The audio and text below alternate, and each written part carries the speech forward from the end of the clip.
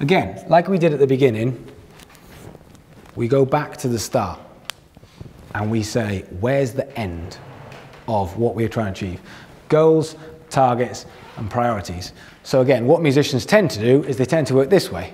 They tend to go, what's my priority? What do I want to concentrate on? I want to concentrate on my guitar playing because I'll get better as a guitarist. And if I get better as a guitarist, maybe I'll get some followers on Facebook. And if I get some followers on Facebook and I get some gigs, maybe I could become a session player.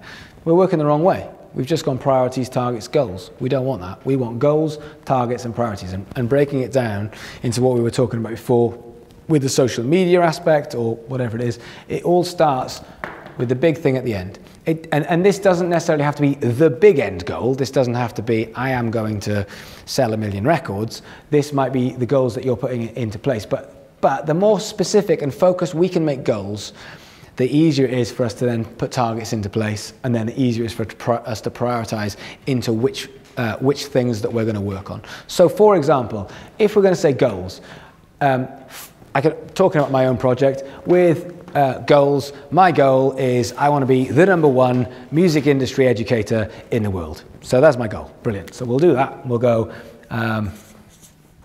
#1 music industry dude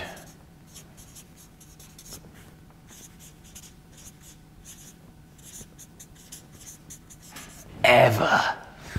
That's my goal. So because I'm working from back to front, the next thing I can do is I can start looking at my targets. Okay, so I want a 1 year, 3 year, 5 year, I want week, I want monthly. I can put all of those things into place. But firstly, when I started up, I remember thinking, well, I need a Facebook.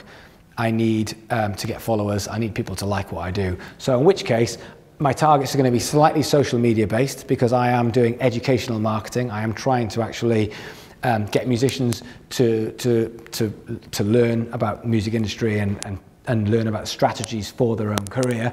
So therefore, I'm going to need people as followers. So I'm going to need that. So I'm going to say per month, I'm going to say if I can get 1,000 followers a month, that way, in my 1,000 followers a month, I've got people I can talk to, I can listen, I can engage with.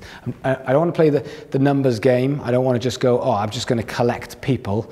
That's not the point. The point is I want people I'm engaging with, but I still need to play the numbers game in the way that I need a certain amount of people to engage with because I'm going to be out doing these things. If no one's going to turn up, it's not going to work. So my targets. So with that, then comes the content.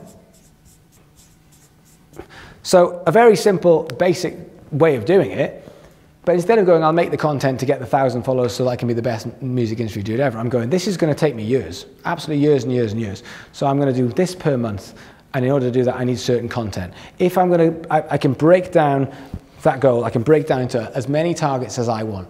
It can be daily targets, weekly targets, it can be songwriting targets, it can be a release, it can be a one target where you're releasing your own record in 6 months' time, whatever it's going to be. But that, you know, you're breaking it down into these 3 aspects.